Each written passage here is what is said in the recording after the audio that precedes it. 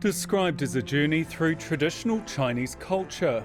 Deeply rooted in ancient values. Shen Yun is a stage show created by the spiritual movement Falun Gong. That was just a concentration camp, a jail, a moving circus, really.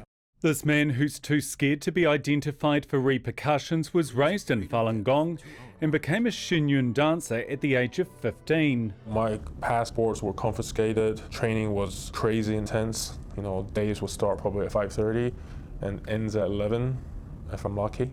With allegations of manipulation, limited pay and little access to medical treatment. That was the moment that I started thinking, how do I get out of this? Jaya Gibson was a Falun Gong practitioner for a decade when his father got pancreatic cancer. Dad died an extremely painful and unpleasant death because he believed in the cult and that if he took medicine in any way, that he would not go on to the next round.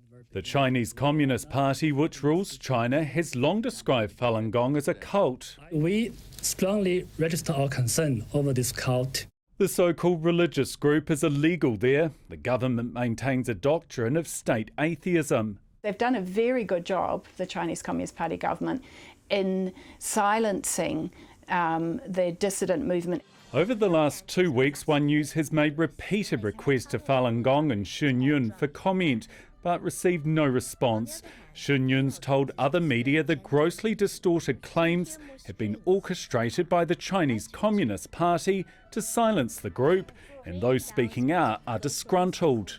I think it's just ridiculous to even think like that. That's the only way, that's the retaliation. I know they're going to say stuff like that. Shen Yun says medical treatment is available, passports are taken for safekeeping, and performers get at least 10 hours rest a day. While pay wasn't specifically addressed, the group says flights, food and accommodation are provided. They're just completely out of touch with reality.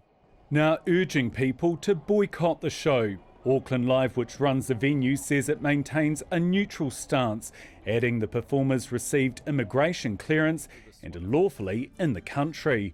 Ryan Boswell, One News.